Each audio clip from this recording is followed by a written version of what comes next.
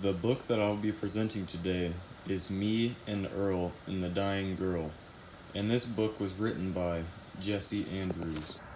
This book is a humorous fiction, and it was published in 2012. I didn't really have any motivation for choosing to read this book. I just chose it randomly at the beginning of the year when we needed to choose a book to read. However, I am glad that I did choose this book because it was very funny and had me laughing a lot throughout the read. The main characters of this story are Rachel Kushner, Greg Gaines, and Earl Jackson. Greg Gaines is a senior at Benson High School in Pennsylvania. He spent his whole high school career trying to stay out of all friend groups so that he can stay out of conflict and be as invisible as possible. He is also the best friend of Earl Jackson. He is also very awkward and never really has the right thing to say.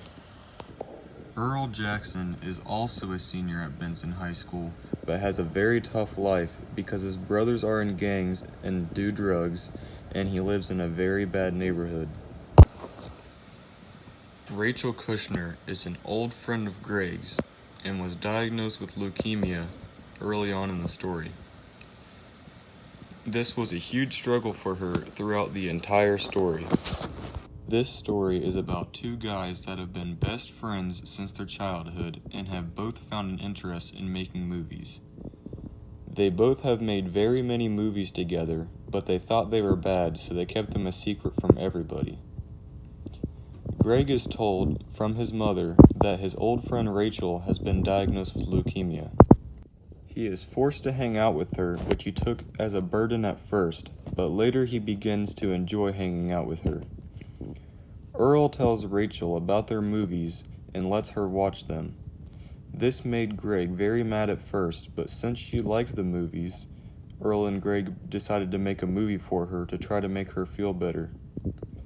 It was a very tough struggle for them, and they never quite made the movie how they had wished it would have came out. But they had to settle because they needed to get the movie done as soon as possible. I liked the author's use of imagery throughout the book because it helped to explain how Rachel was changing throughout her chemotherapy and made you able to see yourself how she changed from the start of the book to the end of the book. I'm going to read an excerpt from the book. Mom, again. Honey, are you doing okay? Greg, what? Mom, after a long silence. I have some really bad news for you, honey. I'm so sorry. Close-up of Greg's confused face as he considers what this news might be. Dad isn't home. Maybe the university fired him for weirdness. Can you get fired for weirdness? Or maybe all along, Dad has led a secret double life as a criminal mastermind, and now he's been discovered, and the family has to flee to an undiscovered island in the Caribbean. Greg, okay. Mom, I just got off the phone with Denise Kushner, Rachel's mom. Do you know Denise? Greg, not really. Mom, but you're friends with Rachel. Greg, sort of.